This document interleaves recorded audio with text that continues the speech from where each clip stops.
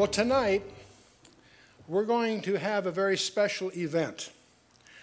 And also, to avoid boring our regulars, I'm personally going to sort of presume that you have a basic biblical background on Israel. One of the things that we need to understand is that the Bible is a message system of 66 books penned by 40 different guys over thousands of years that are demonstrably an integrated message. And I don't mean just thematically. Every number, every place name is there by design. So this entire package of 66 books penned by 40 guys over thousands of years is an integrated message. And once you discover that, the second discovery is really staggering, and that's to realize the origin of that message is from outside the dimensionality of time. And one of the way God demonstrates his authorship, see, if he has the technology to create us in the first place, he has the technology to get a message to us. The problem is, how does he authenticate his message? How does he let us know that the message is really from him and not some kind of contrivance or a fraud of some kind? Well, one way he does that is to rely on an attribute that he alone has. He's not somebody that has lots of time. He's someone outside the physical dimension of time itself. And he knows history before it happens, and he writes history in advance. So if you say you can't prove the Bible, wrong, you can. And the way you do it is by demonstrating the dozens of places that the Bible writes history before it happens. But if you want to know what time it is on God's calendar, all you have to do is look at Israel. Quite apart from your attitudes or whatever about Israel literally and so forth, it is God's time clock. Its origin, its ups, its downs, its entire history was written in advance. And it's one of 10 different strategic trends we monitor on our website. I think most of you in this audience are familiar with that. If you're not, I encourage you to take a look at our website. K-House, no one can pronounce Koinonia House. Koinonia is the Greek word for communication or fellowship. Our ministry is called Koinonia House, but no one can pronounce it, let alone spell it. Everyone calls us K-House. So our website is khouse.org. And on that website, you will find us explain, give backgrounds, and monitor day to day, week to week, those 10 strategic trends. One of them, in fact, the key one, is Israel. And if you want to know where we are in God's plan, Israel's always where you look. And once you understand that, you'll begin to realize that we are on the threshold of the climax of all human history. One of the statements that I'm fond of making when we're speaking to a large audience, especially one that may be new to us, I usually put a preposterous statement on the screen. And if you accept the statement I'm about to make is one I believe, but that's irrelevant. If you accept the statement I'm about to make, you flunk the course. Because what I want you to do is challenge, critically, the statement I'm about to make.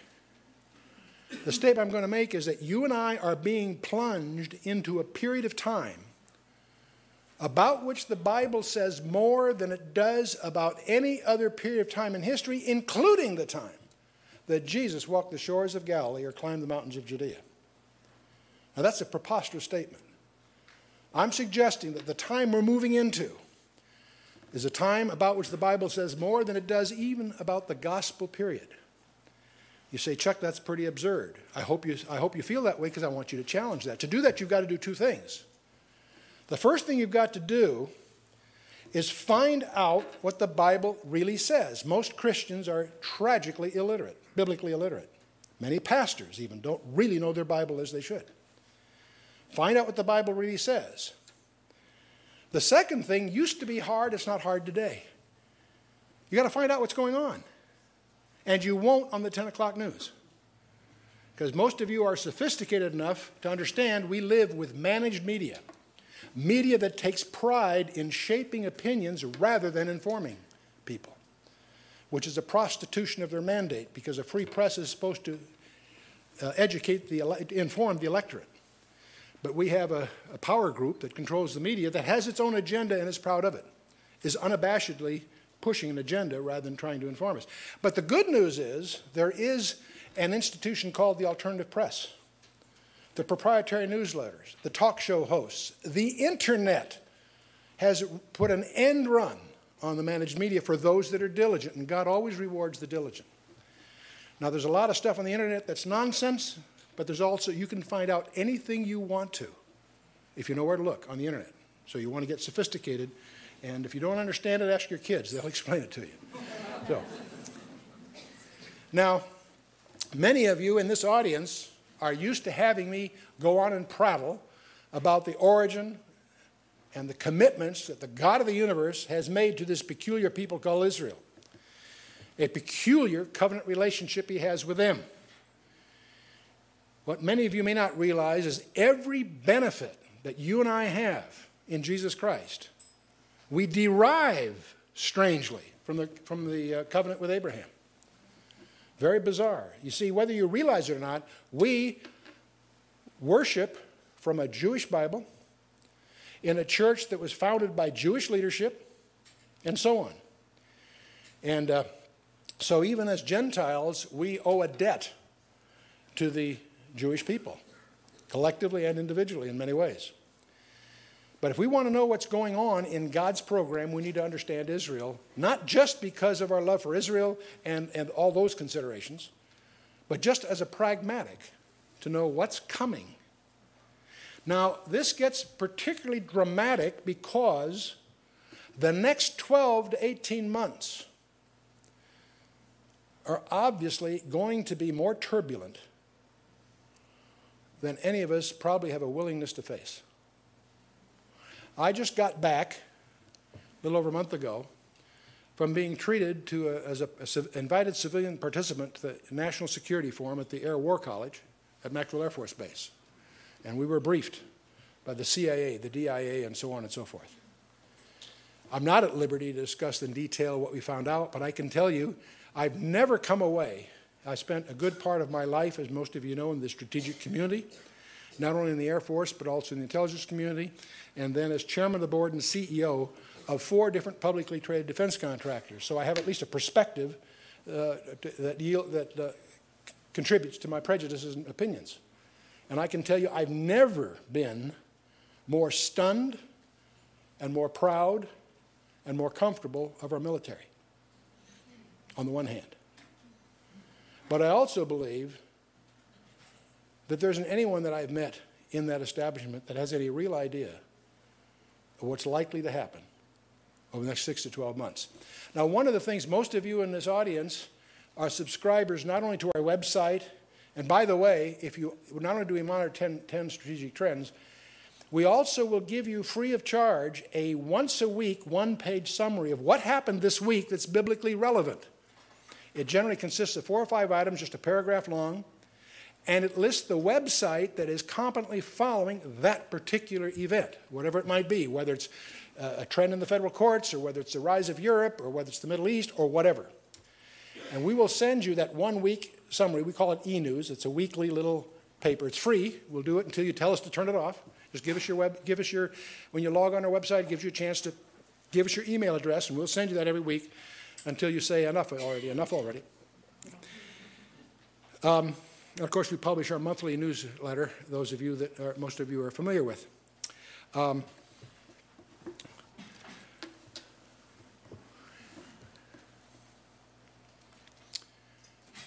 One of the things, of course, that we're here to do is to try to bring you up to date on what's forthcoming. One of the questions that I get asked as I travel, Chuck, where on earth do you get your information? Because you know that from time to time we've scooped the general news, whether it was the murder of Ron Brown, whether it was the murder of Vince Foster, et cetera, et cetera, et cetera. And I usually quip with my tongue in my cheek, I just make it up. But there is a ground rule in journal, and by the way, we also are privy to a lot of classified stuff that I can't use. See, my friends in the E-ring of the Pentagon have learned that unless they give me a public document with some notes in the margin, I can't use what they give me because it's a violation of security. when they send me a published article and highlight a few things so I can connect the dots, I can use that. But one of the ground rules in journalism is that you don't disclose your sources. But I'm going to violate that tonight. Because in July of 2001, we had a speaker here on this platform that happened in the course of things to predict the World Trade Center debacle that happened a few months later. He was here in July, and on September 9th, I think you've noticed, some things happened in New York and in Washington. And that, of course, needless to say, put him on the map. A lot of people were followers of him before, but that, of course, propelled him into the worldwide limelight. And I'm speaking, of course, of a dear friend, a friend that I regard as a member of the family. He's a very, very close personal friend. And rather than prattle along stuff that you've heard me say before, or you can easily find out from one or other tapes that we can accompany this with if you're happening to be listening to tape, that's fine. But I want to give as much time as we can to my dear friend, Avi Lipkin. Avi, did you...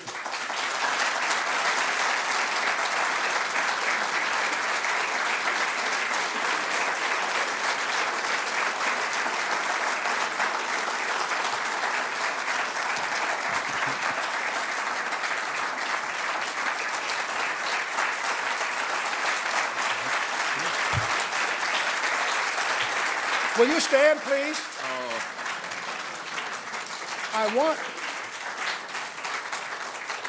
I want him to tell his wife that he got a standing ovation. But before we start, I start kidding him. Let's bow our hearts with a word of prayer. Father, we just thank you that in your kingdom there are no accidents, no coincidences, that we're all here right now by your divine appointment. And Father, we simply ask that you in your sovereignty, with all your resources, would just see to it that your purpose is accomplished in each of our lives as we just commit this evening and ourselves into your hands.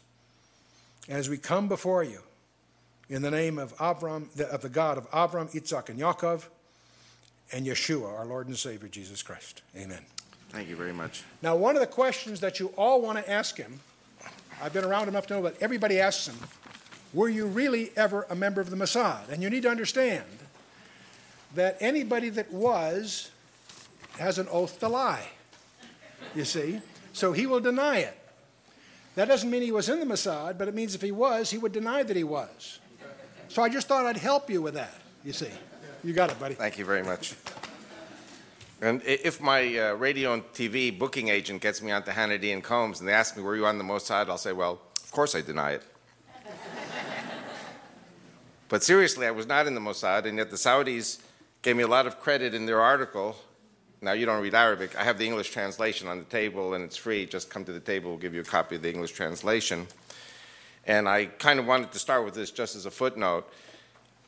And the reason I'm starting with this as a footnote is because there is a movement afoot to stifle freedom of speech and freedom of religion. And this movement is an Islamic movement.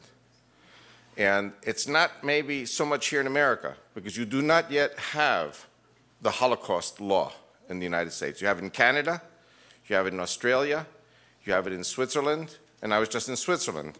That's why the Saudis put me on the first page of their newspaper. You know the actor Rodney Dangerfield? He says, I don't get no respect. Well, now the Saudis gave me a lot of respect. So now you have to give me a lot of prayer. But, of course, you know, we all believe, we all know to whom is the victory. And my message tonight is not intended to be a depressing message. It'll be maybe an alarming message, but it is going to be, in the end, good news. What Islam is trying to do is to stifle any criticism of Islam. I call it not criticism, I call it the truth. And it's borne out in the Bible, and it's borne out by current events. And so you have to be very vigilant here in America to make sure that Congress will never, ever adopt the same law that Canada and Australia and certain countries in Europe have adopted called the hatred laws. The hatred law says you cannot preach against any other religion. This is a very dangerous thing because what happens is then anyone who preaches the gospel is going to go to jail. And that's what happened just now in Australia, and it happened in Canada. I know the man who was convicted, a missionary, a preacher, convicted of the hatred laws because he was preaching the gospel. What was he saying? He was saying if Muslim children can pray in Canadian schools, in Mississauga, which is just outside of Toronto, but it's not fair then that Christian and Jewish kids cannot pray. So that he was convicted of the hatred laws. See, Islam can get away with anything in this country, and of course Judeo-Christianity cannot. In my second book, I have a quote which I received actually from a group called Women Aglow. They sent me an article from July 4th, 1998, from a Hayward, California newspaper, the Daily Review. And the quote that I quote is an interview with Omar Ahmad, who was the head of the Council on American Islamic Relations. And he says, Islam is not in America merely to be equal to any other religion, but to become the dominant religion. The Quran, which is the book of Islam, must be the supreme scripture in America, and Islam the only accepted religion on earth. This is in America. In other words, the plans are afoot in America. And it could be, unfortunately, that the Ten Commandments were taken out of that Alabama courthouse, and the Christians did not protest. When I say Christians did not protest, you should have had 10, 20, 30 million people protesting in the streets.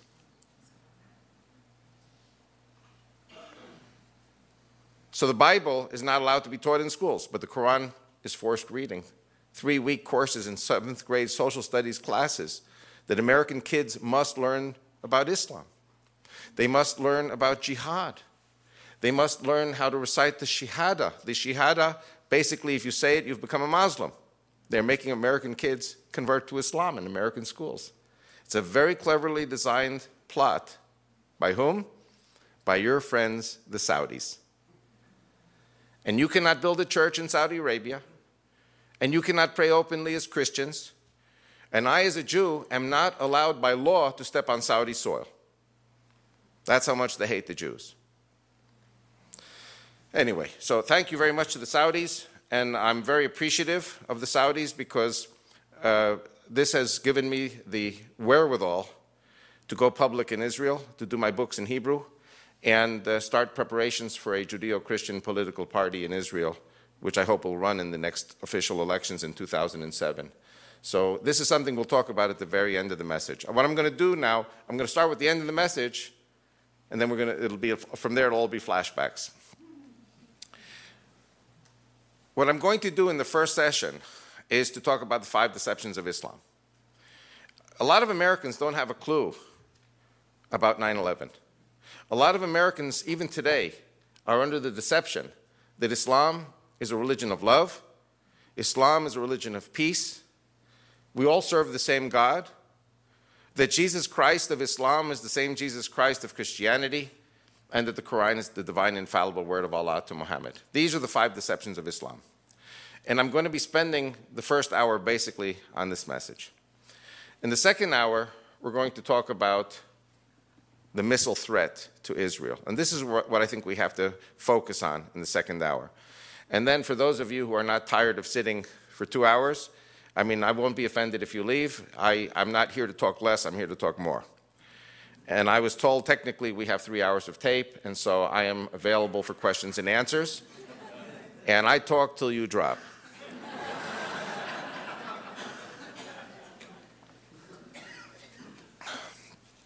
The subject is a very weighty subject. It's not a very pleasant subject, and so I try to pepper the message with some funny points and jokes. And I wanted to start out with one of the proofs, I believe, of God's existence. I'm driving across the United States in April, a year and a half ago. I arrived with Alal in New York. I picked up my car there at my father's house. My father's 89, by the way. Praise God. He does my accounting. He goes to the bank. He has a 69-year-old girlfriend.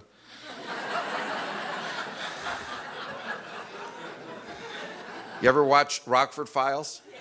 My father's Rocky.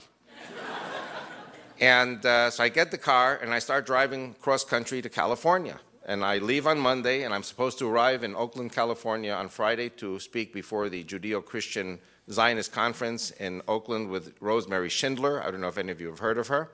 And a very special Christian woman. And I had a few detours. I got held up. I had to do a TV show in Odessa, Midland, Texas with Pram Tam. Pram Tam Christian TV in Odessa, and then I had to go to Skip Heitzig's church in Albuquerque. And to make a long story short, the sun is setting Friday afternoon. The Sabbath is rapidly approaching, and there is no way I'm going to make it to Oakland.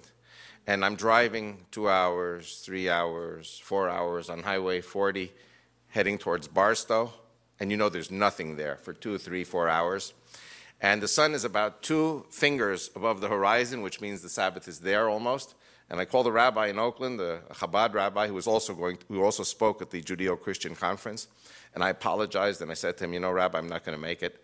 I'm going to stop in Barstow for the Sabbath. He said, by all means. He told me where the synagogue was. I went to the synagogue, prayed with the Jews the Friday night service, and then after that we had dinner. And then they said, well, across the street is the Ramada Inn. And, you know, in Barstow, for those of you who have been there, you have all these motels.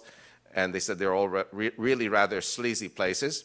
And that the Ramada Inn is the only really respectable place in town. So I went across the street to check in. And as I'm entering the hotel, this very beautiful, elegant black lady standing there. Very tall, very pretty. And she curtsies. She says, welcome to Barstow. How are you today? And I was in a mean mood after driving 5 days across the United States and having to stop in the middle of the Mojave Desert instead of making it to the rabbi's house and have a nice kosher Shabbat meal. And I said to her, I'm very tired. I've just driven across the United States of America, and I think I'll feel a lot better after I've checked in, taken a shower, and gone to sleep. And so I go to the reception, and this black lady goes to the reception also. I thought she was a hostess or official receptionist from the hotel. And the receptionist comes out and says, what can I do for you two?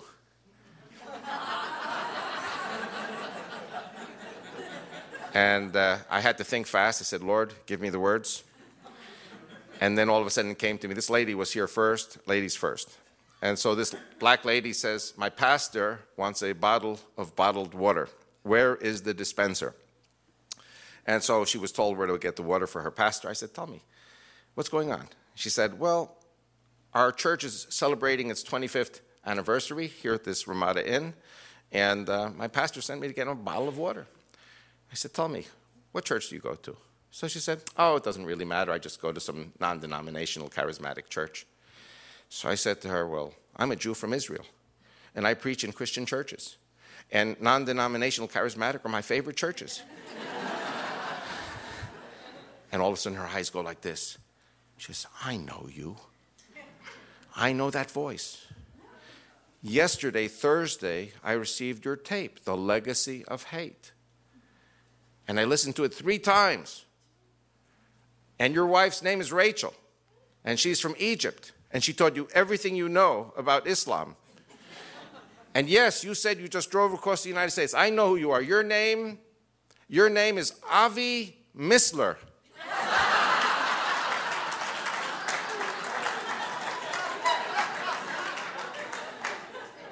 And you know, that proves to me God's existence, because nobody knew that I was stopping in Barstow, California, in the middle of the desert, unscheduled stop, and God was speaking to me through that black woman to say to me, I know where you are at every given moment, and I'm always with you. And you know, many times you need a little nudge from God to confirm that he's with you. And so that's one of my Chuck Missler testimonies. And you don't want to hear my Hal Lindsey testimony, because I have a Chuck Missler Hal Lindsey testimony too. I want you to tell me about your healing. Okay, well, you got that on tape yesterday. No, I want you to get it. Okay, now listen, I hope there are no Baptists here who will be offended by by my charismatic Pentecostal approach. I'm a Jew who loves every Christian, whether it be Baptist or one who speaks in tongues. And don't be angry with me. I even love the Catholics. I love everybody. Only a Jew can. And I even love the Messianics. Everybody hates the Messianics. Anyway, I have to tell you, I do a lot of traveling, and it's not an easy life. I've been on the road for the last 10 years, 8 months out of every year. And so you get all kinds of things that, as you get older, older people will understand what I'm saying. You know, it's like you're like in an airplane, and sometimes you get into bumpy weather, and then it straightens out, and then again bumpy weather and straightens out. And if God wants you to live a long life, so every few years you come into some kind of health question, and the question is, how do you deal with the health question? And for example, once I was in a men's warehouse, and my shoes were really old, and they said, oh, we have this wonderful pair of shoes for you. And they gave me a very nice pair of loafers. And I liked them so much, I was wearing them really for 2 years, and they just never wore out. And it's kind of like in the desert 40 years, the shoes didn't wear out. And I was waiting for them to wear out because I wanted to get new shoes, but they just didn't wear out. And I have flat feet, and these were not with arches, and I never really thought about it. And by the end of a year and a half, I was starting to limp, and I couldn't go up the stairs.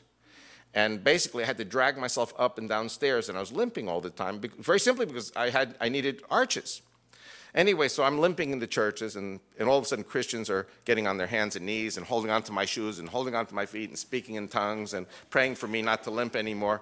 And to make a long story short, my wife buys me these Nike sneakers, which are good for dress shoes, but also with arches. And after 6 months, the limping went away. So I mean, this doesn't count as a testimony, but I get to the next testimony.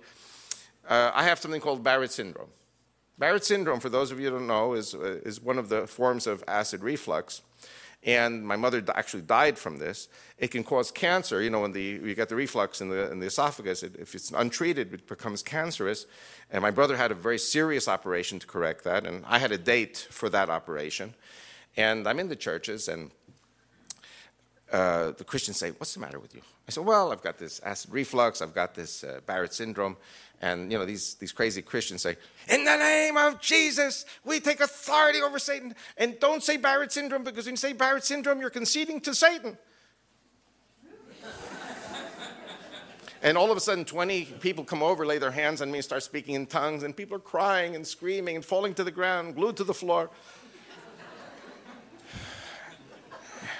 And I was taking Prilosec also, so little by little, I stopped taking the Prilosec. I didn't do the operation, and it went away. And praise God, I go to sleep every night now. I don't have the acid reflux. And I'm telling you, something that genetically my family, on my mother's side, suffered for many years. So, okay, so 2 things. You don't really pay attention to this. Then last February, the doctor says to me in Israel, your sugar is off the charts. You've got diabetes.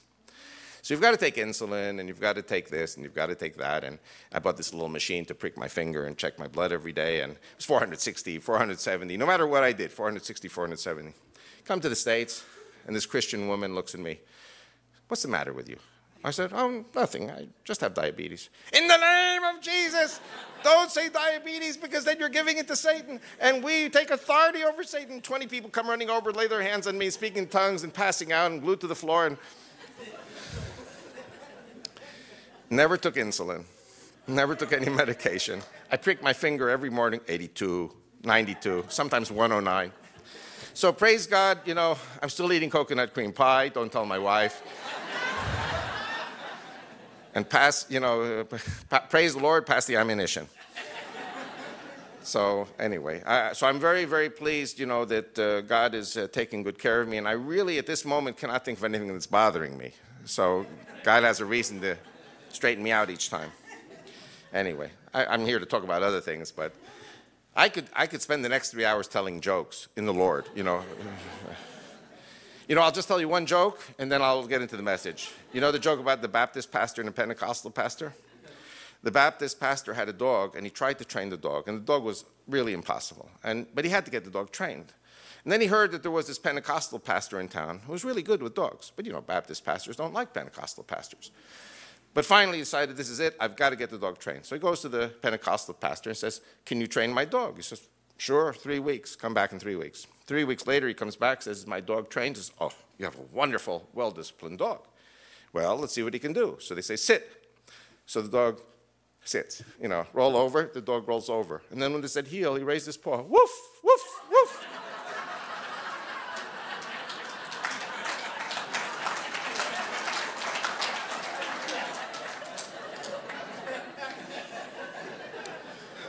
Okay, now we roll up our sleeves and get to work. And if you don't start squirming and get up and leave in the middle, I might tell one or two more jokes because they are part of the message, actually. And by the way, I want to say in all seriousness, I have out on the table 3 books, which are about 13, 14 hours of reading. And even if we do 2 or even 3 hours tonight, it's only maximum 1/3 of the message. I also have 9 hours of video. I only have a few sets on the table. The reason I made my 9-hour video teaching was if, God forbid, something happens to me, or let's say, praise God, something happens to me, that I end up having to be in Jerusalem, forming this Judeo-Christian political party to run for the Knesset. Well, if I'm in Jerusalem in the Knesset, then I will not be preaching in, Koinonia House or in churches, around the United States and spending 8 months of the year driving around the United States. So the 9-hour video is a discipleship video, and the books are discipleship books. And what I need is for those of you who want to be disciples, it's not enough just to have faith. Faith without works is dead. You've heard that before. And so you have to have the faith, but you also have to have the training, and that's why Koinonia House is such a keystone for what I'm doing, what I've been doing. And indeed, Chuck is very, very right that I basically got on the map because of 9/11 and because of the things that I had been saying pre-9/11. And by the way, some Christians say I'm a prophet. I say I'm not a prophet unless Paul Revere was a prophet. I'm just spreading an alarm and a warning that things are about to happen because we know that they're happening. Those who have eyes to see and ears to hear will know this. But it could be that my wife is a prophet. I'm just the shofar. Once I got court-martialed in the Israeli army for saying that Egypt was about to attack Israel, and it said, Israeli intelligence officer Avi Lipkin. I was never in the Israeli intelligence. I don't know where to get this intelligence thing. Actually, the Christian embassy said it, in Jerusalem. And then when I was court-martialed, I said, well, where did you get this information that Egypt is going to attack? I said, well, I got it from my wife.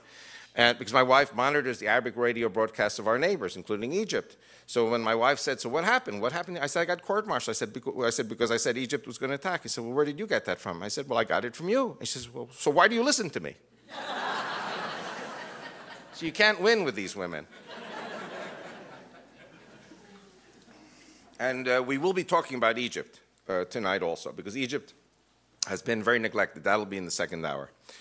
Okay, what I want to do, indeed, it may seem strange to have like a Bible teaching for the 1st hour, but the purpose of the Bible teaching in the 1st hour is to show you that you might not necessarily believe in God, but you have to understand that the people who are coming up against America today are people who are religious people, and their religion is teaching them to do this war against Jews and Christians and against Hindus and Buddhists and even against fellow Muslims. And so the nature of the enemy is a religious nature. The nature of their God is a religious nature. So you have to understand the religious framework in which this war is taking place. And I always say that I will be willing and glad to meet with atheists, apostates, and New Agers because the Muslims will kill them too. Muslims, the Islamic religion, is an equal opportunity destroyer. The Islamic bombs and the suicide bombers don't ask you what church, synagogue, or mosque you belong to, or are you atheist, apostate, or New Ager. And the threat of Islam is a threat which is, if it succeeds, God forbid, will destroy the world. Now, what I want to do is, watching the clock, and again, I'm going to keep this very short because this 1st hour that we're doing, I do in 3 hours normally. And the 2nd hour, I do in 6 hours. So we're going to be distilling, and I'm going to speak very quickly. And if I speak quickly, then when you go home with the tape, you can just put it on half speed or 1/3 speed. And I want you to know I'm a person who's doing penitence. I'm guilty of 2 very major sins. One is the sin of hatred, and the other is the sin of ignorance. And you have to understand the penitence as an answer to the two sins in order to understand how I understand the Islamic way of thinking and why I'm coming here to warn you. And first I want to say that, when you have something and you don't appreciate it, then when you lose it, that's when you appreciate it. I was born in the United States of America, and I never hated this country. I love this country. I moved to Israel at age 19 for Zionist reasons, but also because I felt that the Christians hated me. And living in the Middle East 35 years, let me tell you, has made me a bigger lover and appreciator of America than I ever was in the first 19 years of my life. When you lose America, that's when you appreciate America. And living in the Middle East 35 years, I can see just how close you are to losing America. And I'm going to be getting back to the anointing that God has placed on America. But first I want to explain a little bit about myself. This will take 5-10 minutes, and then we will get into the 5 deceptions, and then probably in the second hour we'll talk about the role, as I see it, of the United States of America in saving the world from itself. Like I said before, I used to hate Christians. By the way, I never hated the Muslims, and I don't hate the Muslims now. And this business of the Saudis, that they're suing this Christian gentleman, Werner Scherer, who brought me to Switzerland to speak, because we broke together the racism and hatred laws, this is outright ridiculous. Because I love the Muslims. They're human beings created in the image of God. What I hate is a Nazi-like system which calls for the destruction of my people, the Jews. But Islam calls not only for my destruction, it calls for the destruction of the Christians, the Hindus, the Buddhists, and even fellow Muslims. Islam is a satanic, warlike, destructive system. My family came from Russia, from Poland, over 100 years ago. They fled from the persecution of the Tsars to go to Argentina. Argentina is primarily a Roman Catholic country. My parents grew up in totally Catholic Christian neighbors. There were no Jews in the area. They knew that they were Jews, but that's all they knew. My parents never learned Hebrew. They never went to synagogue. And their lives were totally Argentine, just like their fellow Catholic neighbors. When they came to America, my parents decided that because I was so ignorant they were ignorant of Judaism, that they wanted me to go to Hebrew school. So I went to Hebrew school. I was born in 1949, so in 1955 I started going to Hebrew school at age 6.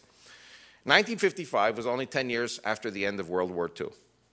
Therefore, it is understandable that the emphasis in Hebrew school would be the Holocaust. And you all know that the Jewish people today focus very much on the Holocaust museums and on the Holocaust traditions, and it was a terrible thing. We lost a third of our people. And I don't know if I was right or I was wrong, but my conclusions were that I had to hate the German people. And then we were taught about the persecutions in Russia, the Tsarist persecutions and then the communist persecutions. So I hated the Russians. It was also at the height of the Cold War. We were taught about the Catholic Inquisition. So I hated Spain, Portugal, France, and Italy. And you know what? Even the white Anglo-Saxon Protestants, the WASPs of America, never killed the Jews. Jews were only blessed in America. But what we used to say in Hebrew school, what we were taught and what we used to say was, rest assured that day will come that the white Anglo-Saxon Protestants of America will also kill us. Because Jews always live 100, 200, 300, 400 years maximum, then they get slaughtered. And so I said to myself, you know what, better just to pick up and leave. And I moved to Israel at age 19. I went, again, there was a Zionist pull, prophetic, biblical pull to go home, because it says the Jews will go home. And then there was this misconceived notion of anti-Semitism pushing me out of the United States. And so I moved to Israel at age 19. I meet my wife January 14th, 1970, and the very first thing my wife says to me when we start, talking seriously, the first thing she says, which is what she always starts our conversations with, she says, "Are you crazy?" My wife always starts the conversation, "Are you crazy?" And she always ends the conversation, "You don't know anything." And that's the way it's been for 35 years. And my wife says to me, why did you leave America? And I said to her, because the Goyim hate us. How many people here know what the word Goyim is? Okay, now Goyim is the Hebrew word which is plural of the word Goy. Goy means a nation. The children of Israel at Mount Sinai differentiated themselves from the rest of the world 3,500 years ago by accepting the Torah. Therefore, we became Goy Kadosh. We became a holy nation. The Goyim, the nations, are the heathens, the pagans, those who were not part of Israel. So I said to my wife, the Jews in America say that the Christians are the Goyim. Now, by the way, how many people here, I go to church. I go to church 5 days a week. Friday, Saturday, I go to synagogue. I'm going to talk about that in a minute. And I go into churches, and pastors get up and say, we Gentiles must bless the Jews. How many people here feel that you're Gentiles? I see some hands there, some hands there. Okay, now, put down your hands. Never raise your hands again when I ask that question. My wife says to me, you don't know anything. See, in Egypt and in the Islamic lands, there are 3 groups. You have the Jews, the Christians, and the Muslims. The Jews and the Christians are called in Arabic Ahl el-Kitab. Ahl el-Kitab. Kitab is the Bible, and Ahl is the people, not the peoples. The Jews and the Christians are the people, singular, of the book. We have the same God, Abraham, Isaac, and Jacob. We have the same Bible. And we all agree that the Messiah is a Jew who speaks Hebrew. So for the Christians, that's Jesus Christ of Nazareth. The Jews don't know yet who the Messiah is. But for the Christians, he's a Jew who speaks Hebrew. For the Christians, he's a Jew who speaks Hebrew. The Muslims, they are the Gentiles. The Muslims, they are the Goyim, because they have another God, Allah, who is not the same God as the Jews and the Christians. They have another book called the Quran, and the Quran is a replacement theology book. The Quran replaces the Bible of the Jews and the Christians. And thirdly, the Messiah is a Muslim. In other words, Jesus comes back a second time as a Muslim to kill all the Jews and the Christians, to kill those of the Ahl el-Kitab, the people of the book. So the Muslims, they are the Gentiles. They are the Goyim. Christians cannot be Gentiles. So I hope I've taught you something that you might not have thought of before. And I'll tell you, I always listen to my wife, but it takes me sometimes 20 or 30 years before it sinks in. And this teaching about the Christians and the Jews being one people, I heard it, but I didn't understand it. That was in 1970. And it wasn't until 1986, 1987, I was 37, 38 years old, still hated the Christians. And you have to remember, even my mother and father said to me, they never taught me to hate Christians, but they said, historically, when the Catholic Church was persecuting the Jews, it was the Islamic countries that took in the Jews. And I'll tell you something which is kind of funny. In 1966, this was before the 67 war, I was a freshman at New York University in Manhattan, New York City. And I used to go to the meetings of the Arab Student Organization. And they received me nicely, and I liked them very much, and they liked me. And one day, I got angry with them. This was in 1966. We were still in the borders of 1948, and I said to them, what's the matter with you Muslims? I said to them. Why did you let Ferdinand and Isabella defeat us in 1492? We had the golden age. The Jews, the Christians, and the Muslims together had the golden age in Spain. It was terminated by the Catholic monarchs, Ferdinand and Isabella, in 1492. Why did you let these barbarians defeat you? And they looked at me, and they really didn't have an answer for me. So I just want you to know, I did not hate the Muslims then, and I don't hate the Muslims today. And I'll explain to you also why I don't hate the Muslims. I'll get to that as we go along. 1986, an article appears in the Jerusalem Post, an ad looking for English-speaking Israelis to correspond with American Zionist Christians. Now, I heard American Zionist Christians, and that sounded to me like an oxymoron. How can a Christian be a Zionist? And I said, I have to check it out.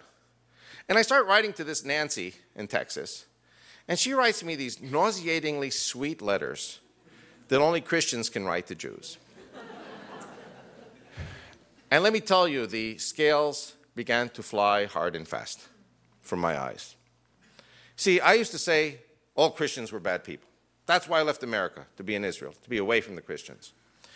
And she writes me a letter, you Jews, you're all wonderful people.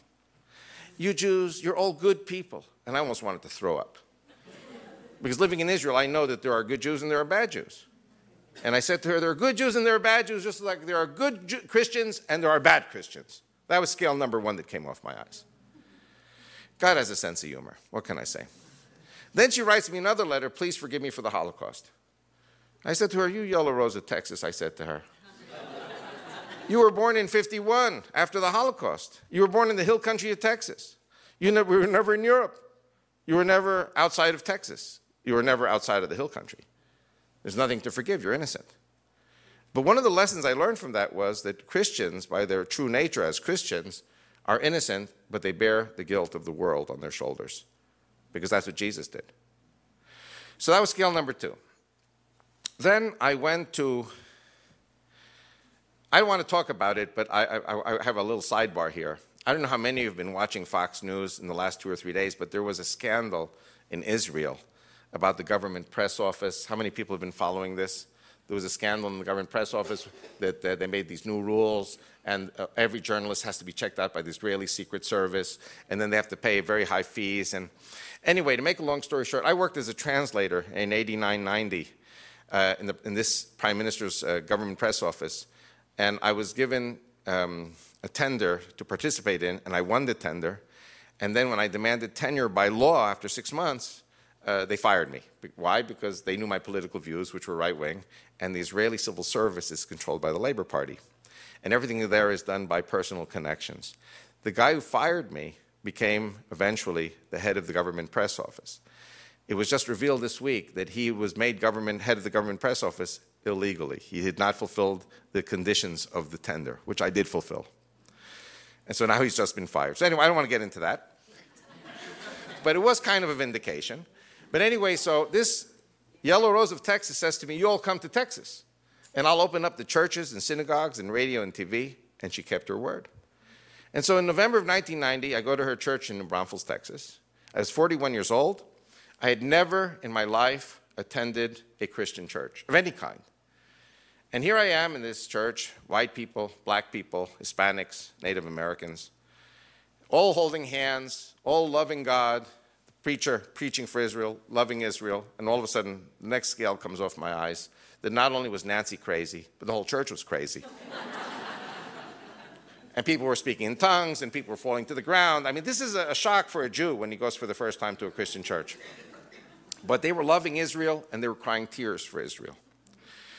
And so I realized that whole church of 400 people, that they loved Israel. And this was a shock. And I get into a lot of trouble with my fellow Jews, because I say, fellow Jews, you have to go to church on Sunday. They say, oh, a Jew for Jesus. And I say, no, I'm not a Jew for Jesus. But when you go to church, you can feel the love that the Christians have for us. And indeed, many times when I'm in my home synagogue in New York where I grew up, they say, where are you going now? I say, I'm going to Texas or Idaho or California or wherever. They say, why are you going there? They hate us. I say, you have to go to church. If you go to a Christian church, you'll see how the Christians love the Jews. And secondly, you'll learn the Bible from another perspective, which is equally valid. So they say, we don't go to synagogue on Saturday. Why should we go to the church on Sunday?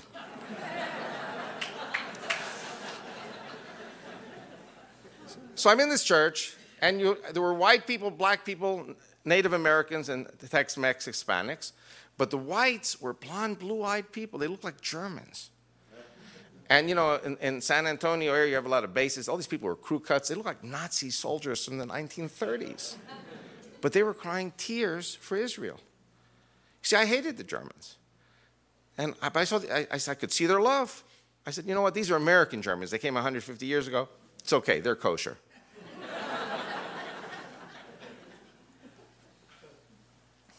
1996, this is just a few years ago. 1996, the Christian Embassy invites me to screen The Jihad in America. How many people have seen the PBS video Jihad in America by Stephen Emerson? I have maybe 6, 7 copies on the table.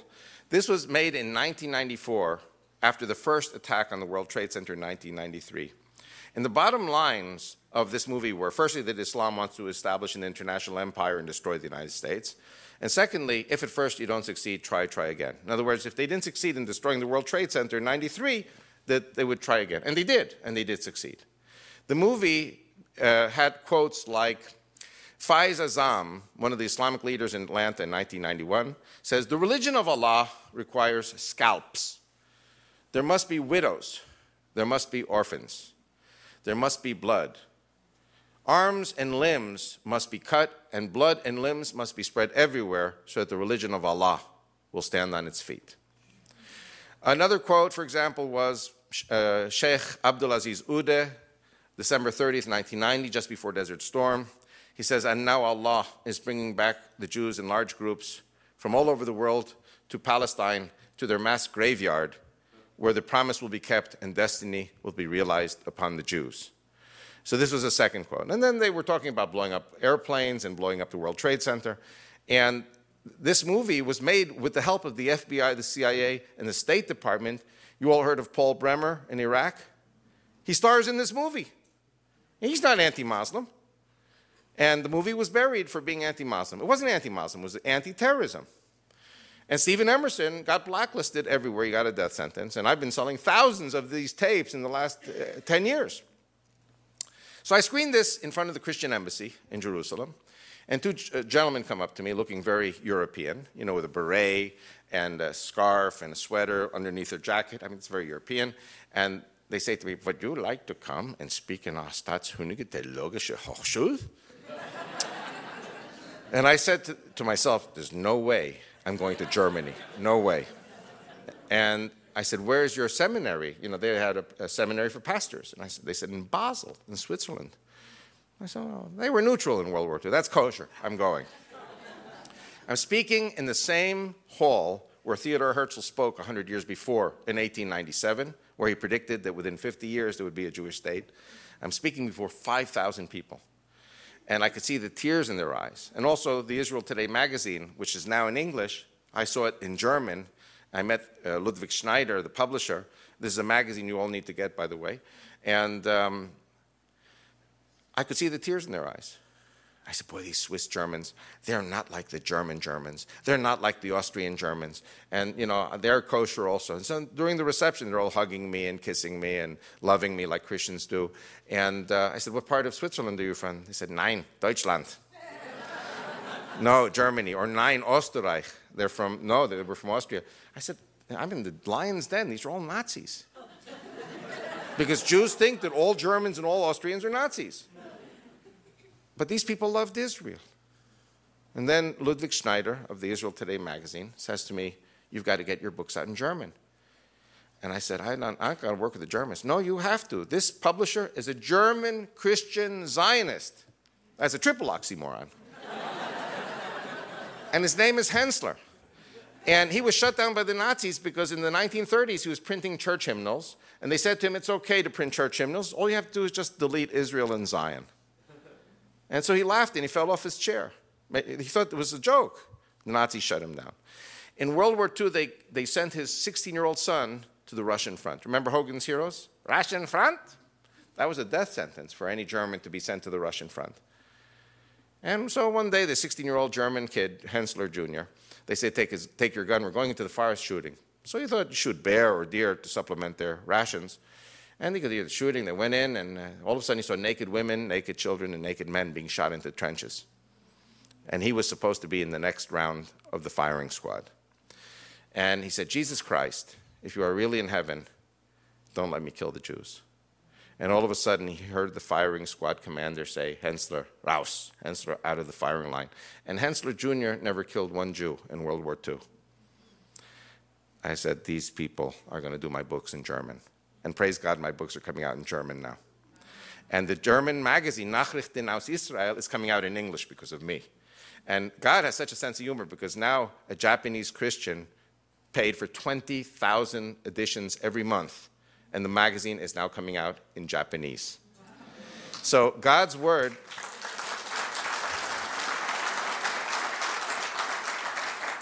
So God's word is reaching the German people, the Japanese people, the American, the English-speaking people. And I am a very active part. And today, by the way, I used the Koinonia House computer to send my article for the December edition. And I recommend to all of you to get the Israel Today. You can log on to my website. It has a link to Israel Today. And or there are all kinds of ways to get to the Israel Today magazine. And the point I'm saying is, today I am madly in love with German people. And I don't hate, I only love the Germans. I will fight Nazism to my last breath. I don't hate the Russians, but I will fight communism to my last breath. And I don't hate the Muslims, and I never did. I love the Muslims, but I will fight Islam to my last breath. And I'll say something else. You know, I grew up in the 50s and 60s, and for those of you who are old like me, I grew up with Victory at Sea. I don't know how many of you remember Victory at Sea. This is the musical score written by Richard Rodgers to the TV documentary series. And those of you who saw the movie Patton, you know, I lived World War II, even though I was born in 1949. I know every battle and every general and everything that happened then. And I used to say to myself, and in Hebrew school we used to say this, that the United States made a big mistake by dropping the nuclear weapons on Japan. They should have been dropped on the Germans for what they did to us in World War II. And because of you Christians, I got the cooties so bad that today I say I mourn for the 20 million Germans who died in World War II. And many of these Germans were innocent, many were guilty, but even the guilty were deceived by Satan and then destroyed by Satan. Satan wants to destroy every human being on earth because every human being is created in the image of God. This is my message tonight. If you don't get anything else from my message tonight, this is my message. We have a God, and I know that Chuck is now teaching Genesis. Genesis means the creation. God is a creation God. He created all of us. Satan wants to kill all of us. Everything that God likes and loves, Satan wants to destroy. That's how you explain 9/11. So my first sin was the sin of hatred. And I was healed by that by going to church, by reading the New Testament, and by learning from the Christians. You know, a lot of Christians say, is this guy saved? Is he a Jew or is he a Christian? And if you ask me, I'll tell you, I don't know.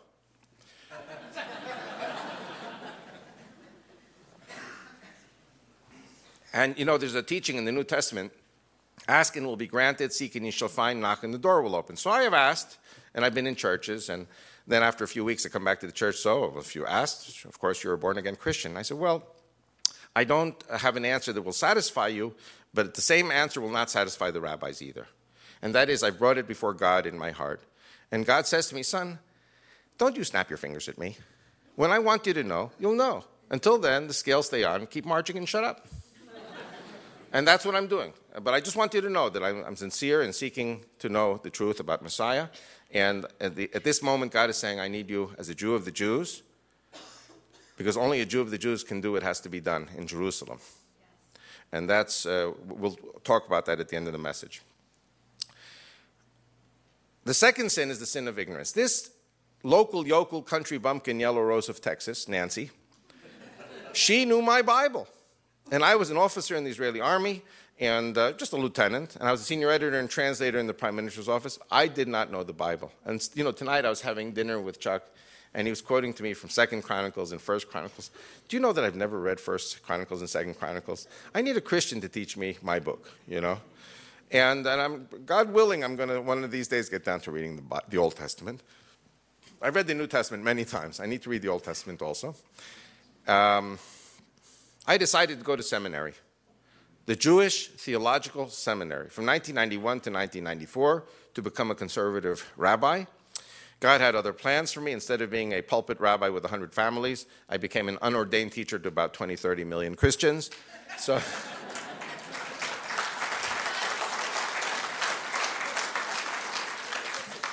but I learned something in seminary at the very beginning which changed my life forever. And that is, we were taught in seminary, in Jerusalem, 5 verses from the New Testament. One was about Matthew 23, verse 5, which is the prayer shawl and the phylacteries, that Jesus confirms that these existed 2,000 years ago. But the 4 verses which changed my life forever were Mark 12, 28 to 31. Mark 12, 28 to 31, Jesus, the rabbi, is discussing the law with his fellow rabbis. and the debate is about what is the most important commandment of all. And Jesus says, Shema Yisrael, Adonai Eloheinu, Adonai Echad. Hear, O Israel, the Lord our God, the Lord is one. And thou shalt love the Lord thy God with all thy heart, with all thy strength, and with all thy might. And that's Deuteronomy 6, 4 or 5. The second verse that Jesus teaches is from Leviticus 19:18. Thou shalt love thy neighbor as thyself. And I was shocked, because I always thought the New Testament was written by a Catholic priest in Sicily. You see, Jews don't know that the New Testament is a Jewish book. Jews are not allowed to read the New Testament. If you read the New Testament, you get the cooties. And if you're a Jew, of course. And I get into a lot of trouble with my fellow Jews because I say to my fellow Jews, you Jews need to read the New Testament. They say, Jew for Jesus. And I say, no, I'm not a Jew for Jesus. But when you read the New Testament, you confirm the Old Testament. They say, well, we don't read the Old Testament. Why should we read the New Testament? By the way, there's only one thing worse than Jews for Jesus, and that's Jews for nothing. So then Jesus does something very remarkable. He says, there are no commandments greater than these two. Love the Lord thy God, love thy fellow as thyself. Out of the 613 commandments, these are the two most important commandments. What is the verb? L-O-V-E. So I've taken the liberty of saying that the whole Bible can be distilled into a four-letter word, L-O-V-E. Our God is a God of love, our book is a book of love, and Messiah has to be a Messiah of love. And I was very shocked by all of this, because Jews don't know that this is at the heart of the New Testament, that these are the two most important teachings according to Jesus of Nazareth. And here I am going to Christian churches, and all I see in the churches is love, love, love. It's overwhelming for Jews who have never seen this. And praise God, I've been in over 400 churches of many, many denominations. Why do we have to love God? I mean, this may sound so trivial. Like you've heard these teachings dozens of times, if not hundreds of times. And I'm going to come from a very, very special perspective. It's a perspective I couldn't do 3 years ago. I've been a grandfather for 3 years. When you are a father or mother, or when you are a grandfather or grandmother, you have a different perspective on life. And I think I'm specially qualified now to speak because of my status now as a grandfather. Why should we love God? Because God is our father and our mother.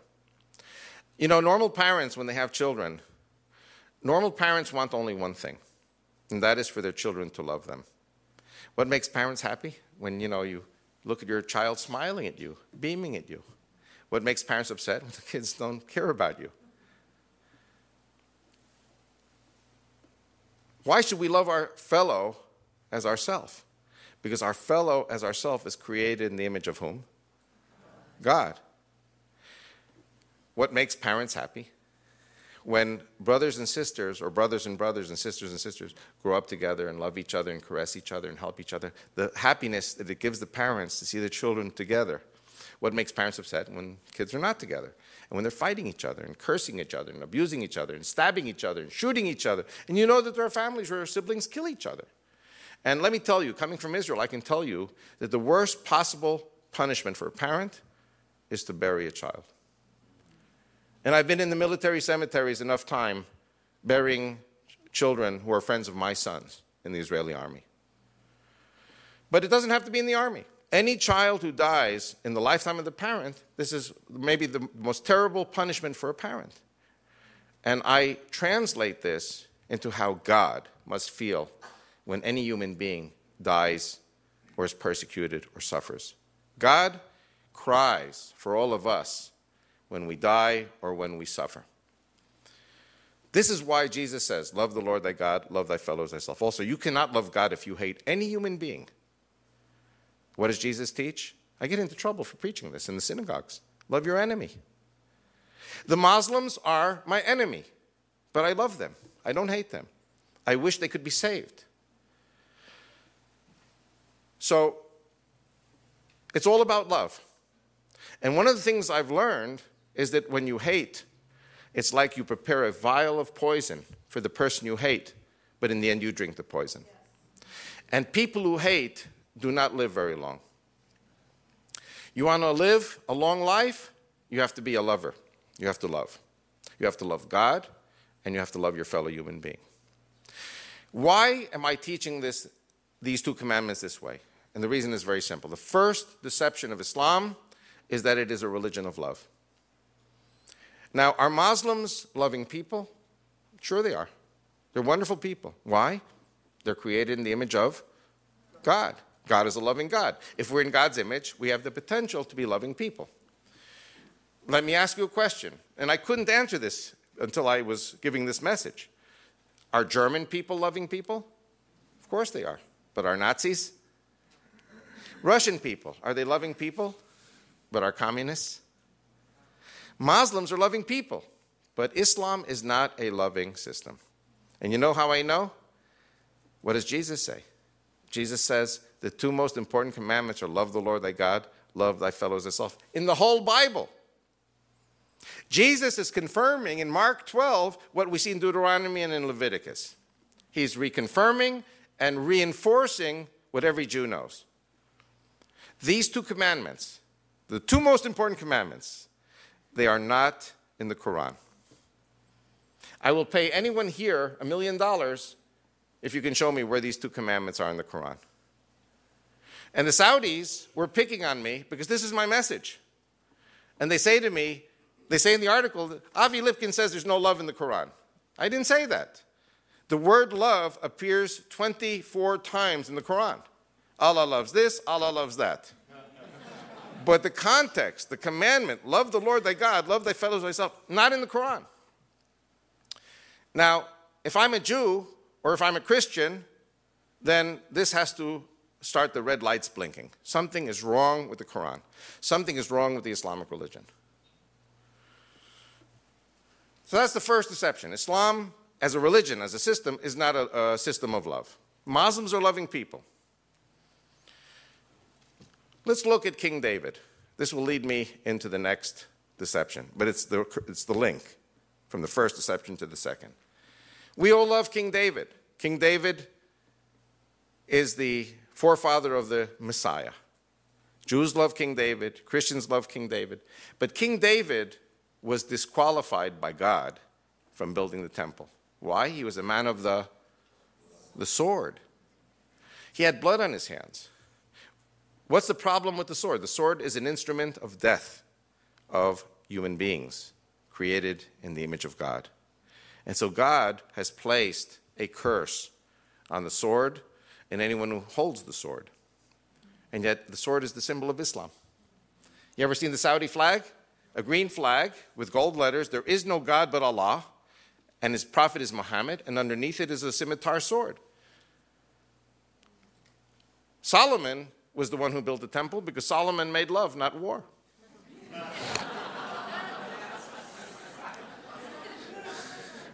It says in the Bible, when you build an altar unto me, do not use any iron implements, because iron implements are implements of death. Is it fair to assume that God does not like the sword? Why? Because the sword kills those created in the image of God.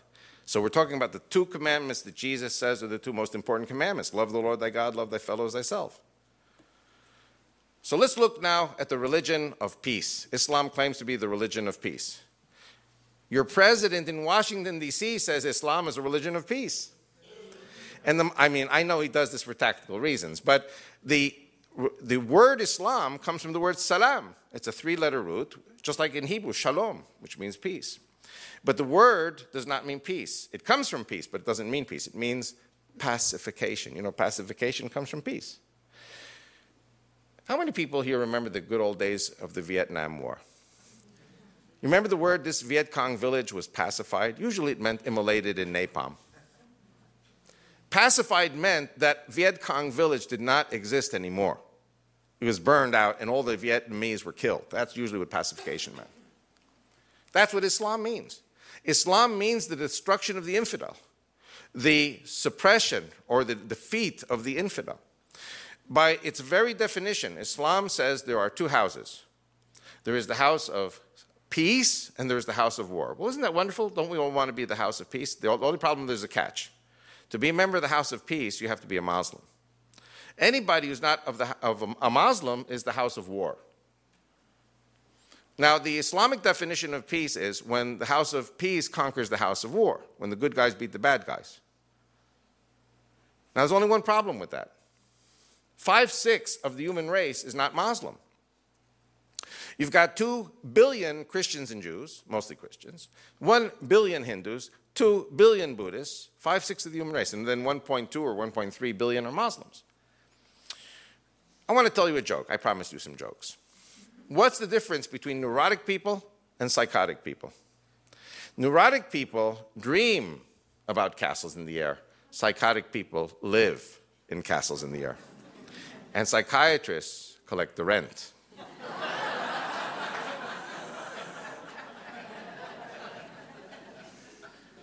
Now, Adolf Hitler was psychotic for many reasons. I will focus on 2. He thought he could conquer the earth, and he thought he could kill the Jews. These are the 2 most extreme psychoses of Adolf Hitler. Now, firstly, nobody can conquer the earth. Alexander the Great tried it. The Romans tried it. Napoleon tried it. Hitler tried it. Stalin tried it. Only the Lord has dominion over the earth. No human being can do this. So this is the first psychosis. Anybody who believes that they can conquer the earth, they're psychotic. Second psychosis of Hitler, he thought he could kill all the Jews. Well, in God's kingdom terminology, Jeremiah 31, it says there will be no more Jews on the face of the earth when the moon, the sun, and the stars stop shining. So what does that mean? You better pray for the Jews. Because when the Jews go, there'll be no more moon, sun, or stars, which means no more earth. In this kingdom terminology, if the Jews were sinful and stubborn and stiff-necked, as it says in the Bible, and God said, I will scatter you to all corners of the earth, well, if you can't conquer the earth, you can't kill all the Jews because you can't reach them. So that's the second psychosis. There's no way that all the Jews will be killed. So Adolf Hitler was psychotic. He thought he could conquer the earth, and he thought he could kill the Jews. Well, what does Islam preach? That they can conquer the earth. That's just as bad as the Nazis. They can kill all the Jews, which is just as bad as the Nazis. But the Muslims take it a few steps more. They're going to kill all the Christians, 2 billion, all the Hindus, 1 billion, and all the Buddhists, 2 billion. That's 5/6 of the human race. And then when everybody else is dead, what do the Muslims do? They kill each other. Because you've got some Muslims that are more kosher than other Muslims. Okay? Now, I did a TV show last year, October 18th, with Jerry Falwell. And it was a very good show. Of course, I was surprisingly politically correct. After the show, I said to Jerry Falwell, I said, you know, Jerry, we're off the air now. I've got to tell you something. I disagree with you. So Jerry Falwell, you know, such a nice guy and so loving brother, and he says to me, what do you disagree with? Well, I said to him, you said that Islam was an evil religion. How many people remember that Jerry Falwell said that Islam is an evil religion? And Franklin Graham said it, and Pat Robertson said it, and all 3 of you got death sentences from Islam. And I want you to know I disagree with you. He says, you disagree with me? Yes, Islam is not an evil religion because Islam is not a religion. Islam is a psychosis. Islam is a sickness. And let me ask you a question. When somebody is sick, are you supposed to hate them? You're supposed to heal them. You know what that means? As Christians, you are to witness to the Muslims. And you know what my motto is? Either you bring the Muslims, or rather, either we bring the Muslims to the Lord, or they're going to bring us to the sword. You bring the Muslims to the Lord, or they're going to bring you to the sword. We don't have time tonight. In my 9-hour teaching, I tell about Muslims who became born-again Christians, and they went from being murderers and terrorists to lovers of the Jews and the Christians. It is a mindset. It is a psychological condition to be a Muslim. So after they kill the Jews, the Christians, the Hindus, the Buddhists, you have the utopia, Islamic utopia. Now, what is utopia in English? Utopia means pretty darn good place, right? Perfect place. In Greek, I know Chuck loves Greek, so how do you say utopia in Greek? It's eutopia. Eu in Greek means no. Topia means place, like topography. Eutopia, no place. There is no such place as a utopia. That's what the Greek means, that there isn't such a place. So let's look at the Islamic utopia, because there isn't such a place. Afghanistan. Afghanistan was a country of Hindus, Buddhists, Jews, and Christians. The first to go were the pagans, the Hindus and the Buddhists. Then the Jews and the Christians were next to go. And then there were only Muslims left. And what did the Muslims do in Afghanistan? They killed each other. Do you know that in the last 10 years, over 1 million Afghanis have been killed by each other? You have the Pashtuns, they are the majority, they're related to the Pakistanis. You have the Tajiks and the Uzbeks related to their brethren in the fellow former Soviet Union. And then they have the Hazaras. The Hazaras are Shiites related to the Iranian Muslims. All Muslims and all slaughtering each other. This is the Islamic utopia. And in the end, who has to pick up the pieces and rebuild the country? The Americans. Let's look at another utopia, Algeria. My wife Rachel comes home from work one day crying. Al Jazeera brought in this Algerian terrorist apprehended by the Algerian government. You know, you don't have 4 different ethnic groups in Algeria. You have only one ethnic group. They are all Sunni Muslims and they're all Algerians. And this terrorist was a fundamentalist fighting the non-fundamentalist Muslim government. And he's describing how they deal with an infidel village, a village which has been, how should I say, considered an enemy of Islam. In other words, Muslims who collaborate with the government in Algiers. We're talking only about Muslims. There are no Jews and there are no Christians in Algeria. And my wife comes home and she needs to take a Valium, a sedative, because she's so hysterical from what she just saw. This guy, this terrorist, in very cold manner, gets up and he talks about what they do to a village that's considered traitors, fellow Muslims. They wait for the men to go to work at 5 in the morning, 6 in the morning. Then they go into the village. They circle the village. They don't let anyone in. They don't let anyone out. They go to the women and say, prepare for us a festive meal. And then, after they've had their festive meal, they take a hallucinatory drug to go on a high. You know the word in English, assassin? Assassin comes from Arabic. The Arabic word is hashashin, those who smoke hashish, those who get high on drugs and become murderers. Assassin means a murderer. So they take this hallucinatory drug, they slit the throat. First they rape the women. Then they slit their throats. Then they take the children and the old people, they slit their throats. It's not over. Then they use high-tech. They take electrical chainsaws and they chop off the arms and the legs. They dismember the bodies, mutilate the bodies, so that when the men come home that night from work, the men know what happens to anyone who makes war on Allah, war on Muhammad the Prophet, and spreads disorder on the earth. And with your permission, the Saudis were attacking me in their article in Al-Watan for misquoting the Bible. So I want to be sure that I said it right. Chapter 5, verse 33 of the Quran. Those, by the way, I recommend to all of you, if you have a few bucks, get the Quran with parallel Arabic text, Penguin Classics. It has the Arabic and it has the English. And I'll be referring to the differences between the Arabic and the English. Chapter 5, verse 33 of the Quran. Those that make war against God, Allah, and his apostle, Muhammad, and spread disorder in the land shall be put to death or crucified or have their hands and feet cut off on alternate sides or be banished from the country. They shall be held up to shame in this world and sternly punished in the hereafter. This is what Muslims do to Muslims. Now I want to ask you a question. Do you feel, from what I said, that I hate the Muslims? I'm crying for the Muslims in my heart because I see what they do to each other with this crazy system. I cry for the Germans, for the 20 million who died, when I see what Hitler did to his own people. And the worst case of Islam is Saddam Hussein. Saddam Hussein did not kill Jews or Christians, he killed his own fellow Muslims. I mourn for the Muslims. We're going to talk maybe a little bit in the second hour about the Palestinians. I mourn for the Palestinians. I don't hate them. I love them and I hurt for them. That's the second deception of Islam, that it is a religion of peace. It is not a religion of peace. It is a religion of eternal war. First they kill the infidel, then they kill each other. And this is because of a prophecy Chuck is teaching this week, Genesis. And I think one of the most terribly truthful of prophecies in the Bible is in Genesis 16, where Hagar is pregnant with Ishmael. And the angel of the Lord appears unto Hagar and says, you're going to have a son. His name is going to be Ishmael because God heard your cries. And he will be the father of many nations. And he will be, listen to this, it says in Hebrew, Pere Adam. Adam means a man, Pere means a mule. He will be a wild donkey. Have you ever seen a wild donkey kicking in all directions? You can't get near it.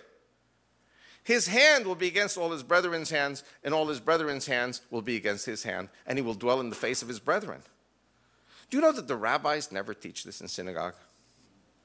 I had to learn this in church. Ishmael will be a wild donkey. His hand will be against all his brethren's hands, and all his brethren's hands will be against his hand, and he will dwell in the face of his brethren. This is prophetic. This is a perfect description of Islam today. And a few chapters later, it says, and Ishmael died. Ishmael died in the face of his brethren. He who lives by the sword dies by the sword. You know the American slang? Hey man, you're in my face. Better get out of my face, or that means war. It comes from the Bible. So the third deception of Islam, who is Allah and who is God? You know, because you've got people who say we serve the same God. Allah and God are one and the same. And that's the biggest deception of all. And that their God is the God of Ishmael and our God is the God of Abraham, Isaac, and Jacob.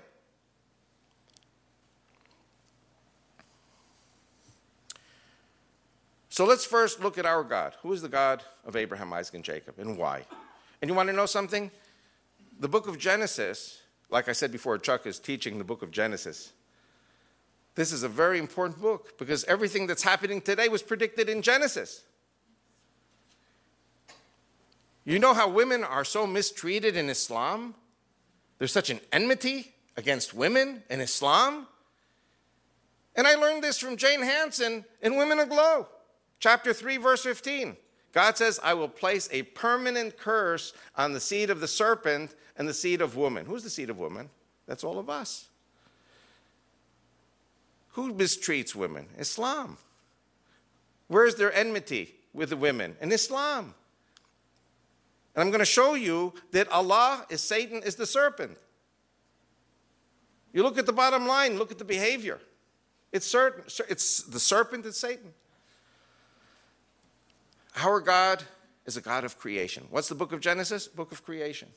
In the first reading that the Jews read, which is Breshit, it starts with the creation and it ends with, it was a generation that did evil and thought evil all day. This is just before Noah, where God decides to destroy the earth. You have the seed of creation and you have the seed of destruction. And I saw something 2 weeks ago on Saturday I never saw before in my life. I've read it many times and I never saw it. Noah was a shepherd. Noah was the father of all shepherds because he had to shepherd 2 of every animal onto the ark. And Noah had to feed all these animals. Some were nocturnal, some were day animals, so he didn't sleep very much. He had to feed the animals, he had to clean up after them. The rabbis say for a year they were on the ark. And then after the flood, he planted a vineyard, got royally drunk, and he was a farmer. So he was the father of the shepherds and the father of the farmers. But that is the seed of creation. Who are Abraham, Isaac, and Jacob? They were farmers and they were shepherds.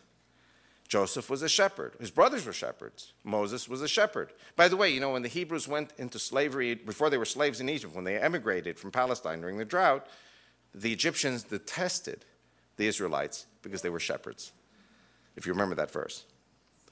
How do you describe Jesus? The good shepherd. Moses was a shepherd unto Jethro. So being a shepherd is a very special thing because you're part of God's creation plan. What do we know about Ishmael? He's a man of the sword. That's part of God's destruction plan. What do we know about Esau?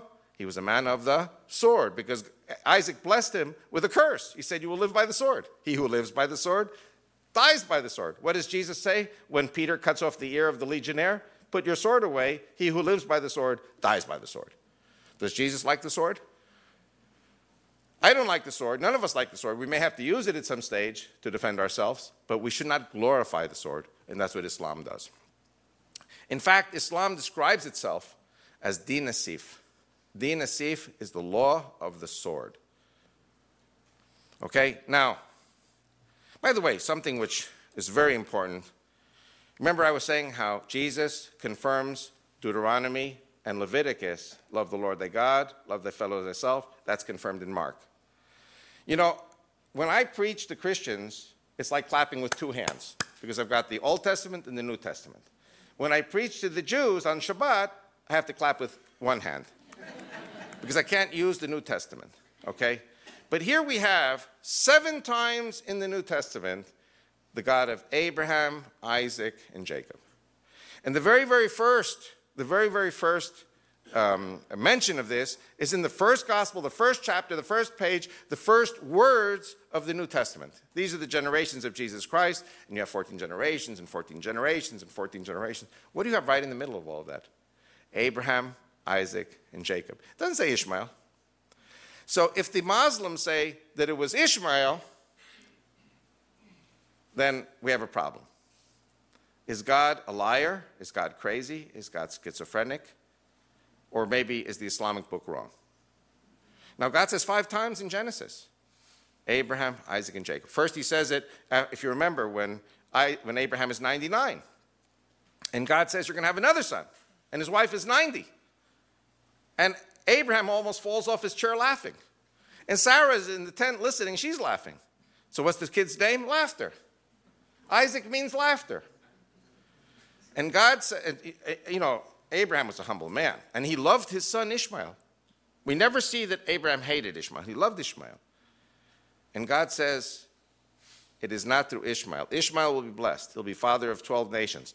But it is through Isaac your seed will be called.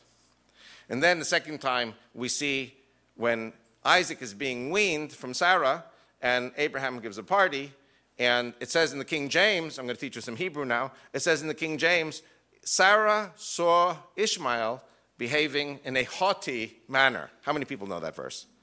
He was behaving in a haughty manner with Isaac. But you see, the King James is a very Puritan book.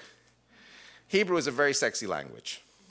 And so this was mistranslated. The word is Sarah saw Ishmael behaving in a litzachek manner. Litzachek, do you remember when Isaac and Rebekah were with the king of the Philistines? And he said, this is my sister, not my wife, because he was afraid they'd kill him and take the wife. And then the king of the Philistines saw him sporting with his wife. And then he understood that it was his wife and not his sister. This must have been a typical thing. You know, Abraham also said that Sarah was his sister to the Pharaoh. Do you remember Potiphar's wife trying to seduce Joseph, and when he was not going to be seduced, she says to her husband, why did you bring this Hebrew slave to make sport of us, to mock us? The word is litzachek. Litzachek has a sexual connotation, sexual foreplay, sexual abuse. So Ishmael was behaving in a sexually abusive manner to his 3 or 4-year-old brother who had just been weaned to show his dominance. This is a very Middle Eastern thing. To sexually abuse someone to show that you are dominant. It's a very Middle Eastern thing. That's why Sarah said, this child will not inherit Abraham. Out. That was the reason they were banished. The third time God says, take your one and only begotten son, Isaac, and sacrifice him on Mount Moriah. But the Muslims say it's not Isaac, it's Ishmael. And they have a holiday called Eid al-Adha. Eid al-Adha is the sacrifice of Ishmael. And by the way, does anyone know where Ishmael was supposed to be sacrificed? Was it Jerusalem? Was it Mount Moriah, like Abraham? No. Mecca, at the Black Stone, at the Kaaba, the holiest site of Islam, because Abraham, according to the Islamic tradition, built the Kaaba. So these people are living in another solar system. And I think it's interesting that Jerusalem is never mentioned in the Quran and Mecca is never mentioned in the Bible. This is not a question of sibling rivalries. You know, psychiatrists say this is sibling rivalries. What difference does it make? No, this is the spirit of good versus evil, of God versus Satan, of those who are anointed versus those who are not anointed. And you know, in every family, you're going to have children, sons and daughters. Maybe 1 or 2 will be born again. The others, they're good kids, but they're not anointed. So in every family, you may have one, maybe, if you're lucky. If you're lucky, you'll have more that are there dedicated to serve God. And the others are dedicated to have a good time, make money, and, this kingdom. I know, it's in my family too. So then you remember when, after the sacrifice, Sarah gets a heart attack and drops dead. When she hears that her only son is going to be sacrificed on Mount Moriah, she dies from this. And so Abraham is 147. He takes Keturah as his wife. Abraham has a whole slew of children. He has concubines, no Viagra in those days. And God says, send all these kids away, give them gifts. It is through Isaac your seed will be called. There was an anointing here. God is very clear. He says it 5 times in Genesis, and it's repeated in the Gospel of Matthew. And yet there are Jews who prostrate themselves to the Muslims. They prostrate themselves to Arafat, to the Islamic agenda. And you've got Christians who prostrate themselves to Arafat and the agenda. You've got a pope. I don't want to attack the Pope. He's done a lot for relations with the Jews and with Israel. But he goes to Damascus and kisses the Quran in a mosque in Damascus. Or you've got the World Council of Churches from the Protestants that embrace Islam. These people are legitimizing the religion that delegitimizes us. Yes. So any Jew, and especially any Christian who supports Islam, is a heretic and an infidel. This is heresy to support Islam in any way, because Islam is not legitimizing but delegitimizing the Jews and the Christians. Let's look at Allah. Allah is one of 360 pagan gods. Now, Allah generically means God. In Hebrew you have Elohim, in Arabic you have Allah. But there's another Aleph Lamed Hey, A-L-H root. Elah means moon crescent. Al-Ilahi means moon crescent, God. It says in Deuteronomy, anyone who prays to the moon, the sun, and the stars should be taken to the gates of the city and stoned. This is in Deuteronomy 20. The 3 greatest gods of the 360 of ancient Mecca were the moon, the sun, and the stars. Muhammad heard voices. He had epilepsy, and as part of his condition, he heard voices. And so he comes to his wife, Khadija, and says, I'm hearing voices during my epileptic seizures. Am I a prophet or am I crazy? He knew there was something wrong. He asked his wife. So what is his wife going to say? You're nuts?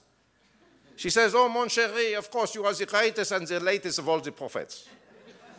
So he goes to the Jews and he goes to the Christians. He says, I'm greater than Moses and I'm greater than Jesus. So the Jews and the Christians say, you're nuts. So now he's ticked off. So now he says, I'm going to create a religion greater than the religion of the Jews and the Christians. I'm going to create a God greater than their God. Have you ever heard the call to prayer of the Muslims? Where they say, Allahu Akbar. Forgive me for doing this in this house of God. But CNN translates that as God is great.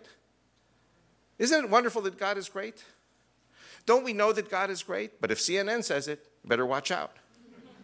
Because that's not what it means. Allahu Akbar means Allah is greater. Allah is greater? Allah is greater than the God of the Jews and the Christians who rejected Muhammad. Their God is the God of Ishmael, the forefather who was a war forefather. Allah is a war God, and Muhammad is a war prophet. Our God is a God of peace and a God of love. In other words, our God is a wimp. Their God is the God of the sword. That's a macho God. That's, of course, their God is greater than the God of the Jews and the Christians. That's what they believe. So, Allah is greater than God. Who said he was greater than God before his fall? Satan, Lucifer. Allah is Satan. Allah is Lucifer. I am like a lawyer in court trying to make my case. And I've just proven my case in theory. Now I'm going to prove it in practice. What have I learned in Christian churches, 400 of them? That the Jews are the apple of God's eye. It says so in the Bible. You know what I answer the Christians? You Christians are the apple of God's eye because you're grafted into us. I mean, if we're not the apple of God's eye, I don't think you want to be grafted into us. You want to be grafted into us, you better hope that we're the apple of God's eye. I mean, if you believe in Romans 9-11. And by the way, I believe in Romans 9-11. I get into a lot of trouble with the Jews when I say that. And I believe there's a reason. And the reason is the Jews sinned. The Jews did not share the gospel. They didn't teach God's word to the nations. Instead, we have these kosher laws upon kosher laws upon kosher laws. And when Jesus says, a burden too grievous to be borne, he's right. But on the other hand, it doesn't mean you should throw the baby out with the bathwater. And you are under the law. But it's a different kind of law. You know, the Muslims, they're not under the law. You know why? Because none of those laws are in the Quran. Love the Lord thy God love thy fellow as thyself, not in the Quran. Jesus teaches the 10 Commandments, not in the Quran, except for one, thou shalt not kill. But it's a little different. In the Quran it teaches, thou shalt not kill any man whom Allah has not deemed that you should kill, except for a just cause. You can kill for a just cause. You can lie for a just cause. You can steal, rape, destroy, burn, enslave for a just cause. So Islam is not under any law, that's for sure. Chapter 5, verse 51 of the Quran. This I always start off with. Believers, Muslims, take neither the Jews nor the Christians for your friends. The Jews and the Christians are friends with one another. Whoever befriends them will become one of their number. Allah does not guide the wrongdoer. See, the Saudis quote me as saying that, but they changed the quote. But every Muslim, like if I say to you, Romans 8:28, everybody knows what that is. You know, that all things work for good for those who love the Lord. So all I have to say to you is, if you're a Muslim, Surah 5, verse 51, everybody knows what that is. Don't take the Jew or the Christian for your friend. But the Saudis, they try to obfuscate. Here it says in the Quran, do not take the Jew or the Christian for your friend. Allah does not guide the wrongdoer. It's a death sentence for anyone to take a Jew or a Christian for a friend, sincerely. When the Muslim says to you that he's your friend or she's your friend, they're either lying to you or lying to Allah. It could be that they're lying to Allah. And if they really are, love them and pray for them. If they are lying to you, also love them and pray for them, but don't turn your back. Chapter 5, verse 60 of the Quran, and again, I want to quote this properly. Now, this is, you can't just read the Quran. You have to be trained how to read the Quran. Shall I tell you who will receive a worse reward from God, from Allah? Those whom Allah has cursed, and with whom he has been angry, transforming them into apes and swine, and those who serve the devil. Worse is the plight of these, and they have strayed farther from the right path. Now, do you know who the children of the apes and the children of the swine are? The Jews and the Christians. And I have to tell you, my wife comes home crying from her work, and she hears Friday is the worst day, because that's what they preach on the mosque, on Temple Mount. And Sheikh Sabri says, kill the Jews, kill the Christians. Kill the Israelis, kill the Americans, kill the children of the apes, and kill the children of the swine. Every Palestinian Muslim school child knows that the children of the apes are the Jews and the children of the swine are the Christians. Every true believing Muslim knows this verse. If you read the Quran and I didn't tell you that, you don't know. You think children of the ape, children of the swine must be some mythological thing. Generic. No, it's the Jews and the Christians. The Hadith, which is another form of teaching, not in the Quran, teaches that on the day of judgment, there will be a final battle. And every Jew on the face of the earth will be destroyed. It'll kind of like Adolf Hitler. And there will be some Jews who temporarily evade death. They will hide behind rocks and trees. And on that day, Allah will give mouths to the rocks and trees, and they will call out, "O Muslim pursuers, there is a Jew hiding behind me. Come and kill him." So let me ask you a question. Does Allah love the Jews? He loves them dead. Is that the God of Abraham, Isaac, and Jacob? If we are the apple of God's eye, and if the world will be destroyed if there are no more Jews on the face of the earth, can that be God? That can only be Satan. So this is the third deception of Islam. By the way, another little story about my dear wife. I'm away from my wife 8 months of the year, unfortunately. Sometimes she travels with me, but she works in the Israeli radio. She's a civil servant. She has 1 month a year of vacation time. So most of the year she's there alone, and she goes and fills up the car in French Hill gas station. And it's in a Jewish neighborhood, but the gas station attendants are Muslims. They're Palestinian boys. My wife is a beautiful woman. Some of you have met her. And she used to be on TV. My wife was a TV announcer for 12 years in Arabic. And she's kind of a TV star in Israel among the Arabs. And they give her a red carpet treatment. And very sweet, these Palestinian boys. And just a few months ago, she went to fill up with gas. And they said to her, "Rachel, you know, you were born in Egypt. Arabic's your mother tongue. You know us. We know you. You understand our culture. You're part of us. But we have a little problem with you. You're a Jew. And you know that on the day of judgment, we're going to have to kill all the Jews. And Allah will give mouths to the rocks and trees, and they will call out, "O Muslim pursuers, there's a Jew hiding behind us. Come and kill that Jew." And we don't want to kill you. Rachel, we love you. We don't want to kill you, but we will kill you if you don't become a Muslim. Because Allah has commanded us. So, you see, what I'm sharing with you is not academic. What I'm sharing with you is the marching orders of the Islamic peoples. Kill the Jew, kill the Christian. And one of the things my wife said to me when she was in Egypt was, the Jews are the Saturday people, the Christians are the Sunday people. We'll kill the Jews on Saturday, we'll kill the Christians on Sunday. There is no difference between what is happening now to the American troops in Iraq or the Western troops. Today they killed, unfortunately, almost 20 Italians. Christians killed. They killed the Jew, they killed the Christian. We are the Ahl al-Kitab. This is the third deception of Islam. We have another 5 minutes, we'll finish this first hour, which is an hour and a half already. Fourth deception, this is very fast now. Jesus Christ of Islam is the same Jesus Christ of Christianity. And what do the Muslims say? Jesus will come back a second time as a Muslim. That's pretty funny. Because Islam was created about 7 centuries after the life and crucifixion of Jesus. But he comes back a Muslim, that's okay. He's reincarnated as a Muslim. And he comes down from the Golan Heights. He faces off against the Antichrist in battle and kills him with a spear. The Antichrist, of course, has to be a Jew, according to the Islamic tradition. And how do we know that the Antichrist cannot be a Jew, by the way? What is the sign of the Antichrist? 666. Well, we know Jews are 599.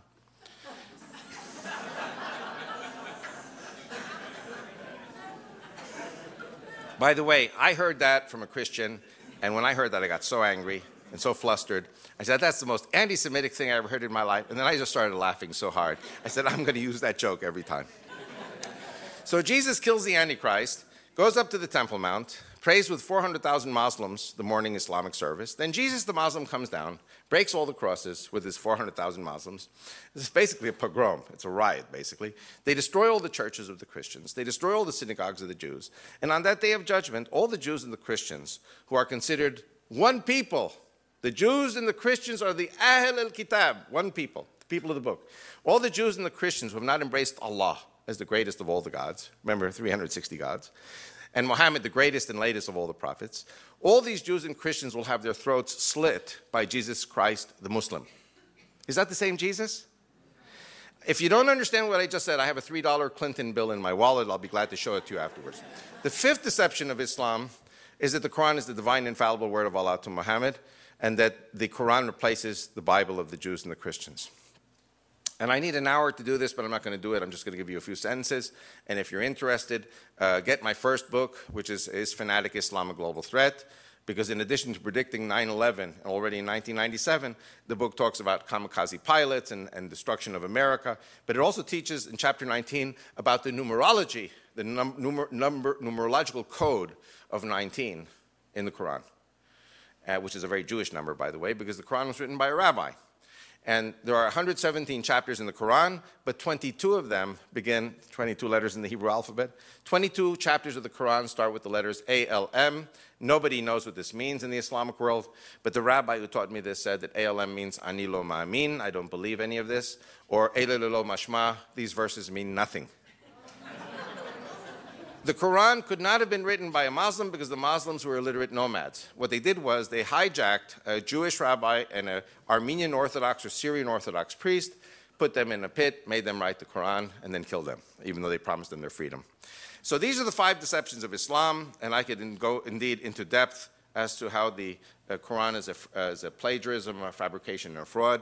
But what I want to basically conclude with, before we take our little break, and then we continue, is that Islam is a system which has a plagiarism as a book, has a Satan as a god, has an epileptic prophet who heard voices when he fell to the ground with his epileptic seizures.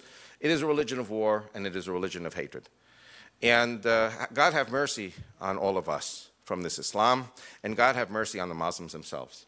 And before we take our break, I just want to say again and again, pray for the Muslims, love the Muslims, be a witness to them, and don't turn your backs. Thank you very much.